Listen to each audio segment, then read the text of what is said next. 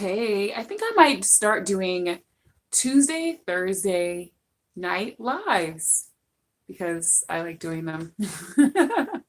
Even if nobody's on here. Maybe if I tell you guys ahead of time, you can come and you can mingle with me. Virtual mingle. Anyways, I want to talk about cognitive dissonance and habits because it occurred to me today that, oh my gosh, so much boom, boom, boom talk about habits this week. And of course, because when we talk about fitness, habits go hand in hand. And I'm basically drenched in fitness all day long and teaching my classes, working in the gym, just all the time talking about fitness. And so, of course, if you want any results in fitness, you have to develop those habits. You have to practice fit lifestyle every day, pretty much, if you want to have any type of results, whether you want to be healthier, faster, fitter, lose weight, gain weight. It comes from habits. I was actually talking to a guy today who wants to gain weight, and he has been gaining weight. And I was like, okay, what are you doing? And he says, well, because it's so hard for me to eat. Because it's so hard for me to eat, I'm eating a smoothie in the morning that has peanut butter, banana, and something else, protein powder. And then I'm also doubling up and eating a protein shake at night. And I was like, wow, that's really a big change for someone like you who hasn't been doing that. He was like, yep, I'm doing it every day and it's working. Duh, that's kind of how it works. We do something every day and it kind of just works. Am I right? Have you ever experienced that? So, of course, what usually happens though is cognitive dissonance gets in our way of developing the habits that we want in order to have those results. So, whatever the result we want, whether it's to be fitter, like him, he wants to gain muscle, he wants to gain weight, or whether we want to just stop eating sugar after dinner, whatever the case may be, there's usually some habit that's in our way right now that is not congruent with that result, right? So eating sugar every day is obviously making you want more sugar. And so it's even harder every time you get into it it's even harder to cut it out every time you get into it. So that habit of liking sugar is incongruent or is dissonant from wanting to cut out your sugar.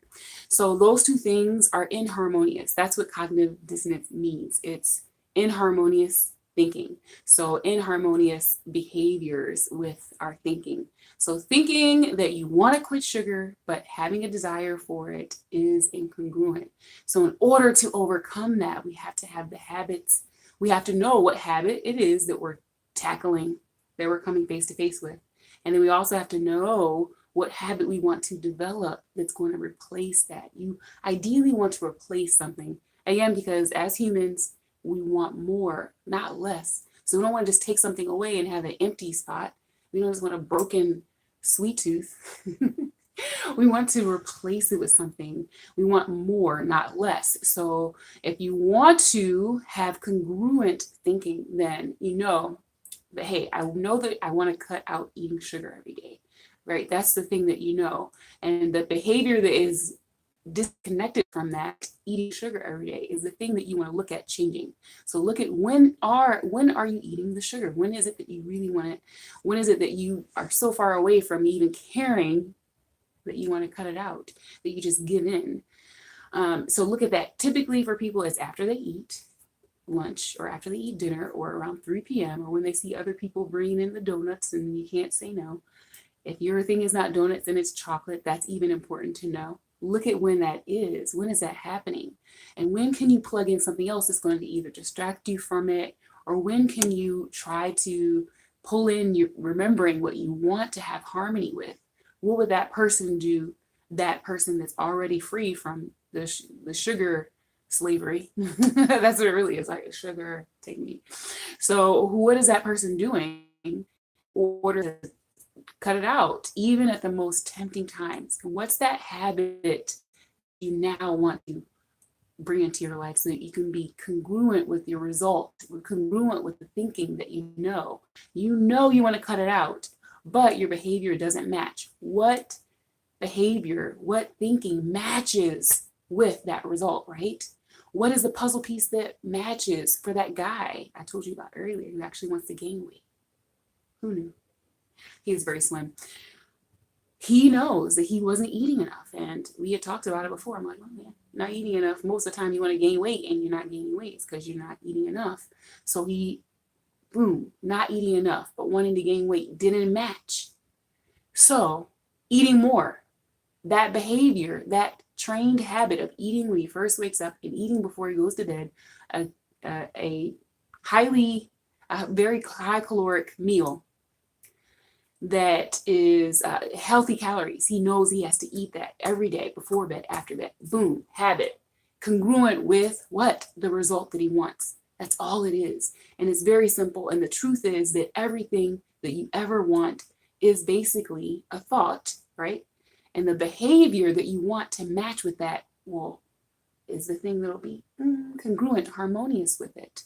And you want to take away the thing that's not harmonious with it as best as you can, but you want to replace it with something that is harmonious with it. So obviously in his example, he wanted to gain weight. He was not eating enough. That's incongruent. He would never gain weight that way. Look at where it is. And of course there's more to it, but to make it simple, I say it like that so you can recognize it. The very first step to changing anything is being able to recognize it. Most people never really recognize it. They just go on with the incongruent behavior and thought process, and they beat themselves up because they're not getting the result, because their behaviors don't match, because they're not aware of it. So the very first step to getting habits that match, that are harmonious with your result, is the very first thing, is kind of just being aware that you don't have that match, right? That you have a mismatch. And it's hard to do that. That's why we see so many people try and fail, try and fail, try and fail. But yeah, I wanted to explain that because it's so easy to learn these behaviors and not realize that these behaviors that you're doing that match what everybody else is doing. Everybody's kind of like that sugar slave or the addiction slave or negative habit slave, kind of like all fall into that negative thinking patterns that'll never get us to what we want. So the very first step to being able to change that is to be aware of it. And it is challenging, which is why I have the accountability group. So I have the accountability group. I'm pretty excited. We're getting started on Monday. And I'm excited because, man, so much good stuff that happens in there as far as like seeing other people succeed, talking about stuff like this, like what is in the way of getting that congruent thinking behavior pattern in place. And then of course there comes the having the habit and just doing it every single day.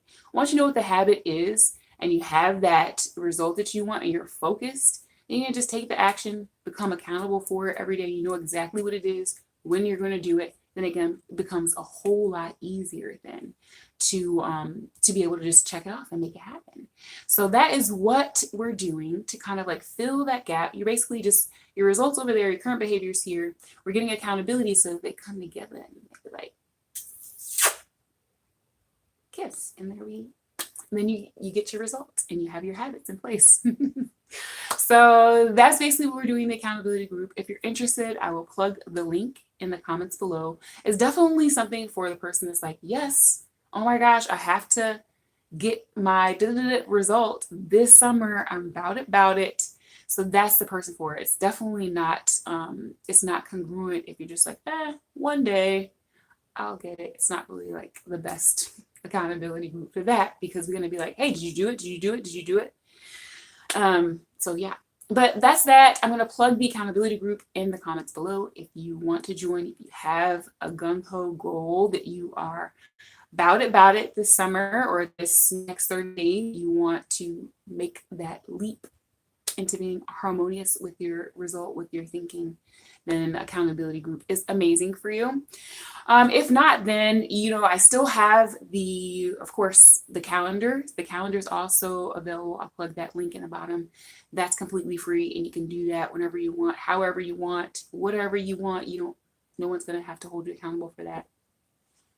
So I'll plug that also in the comments below so you can grab the calendar. It changes every month. For June, the theme is still habits. Whether you do the accountability group or you do the free calendar, it's still going to be all about habits. So I'll still be plugging in videos like this every now and then and dropping some tips and some knowledge, because habits are the way to all of the things. Noticing where that incongruency is and replacing the habit, as simple as that, kinda. You know, of course, all kinds of things come up when we're addicted to stuff. It's hard.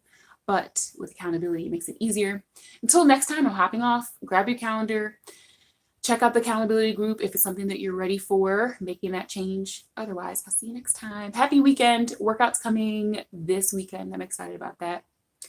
And yeah, enjoy your summer. See you next time.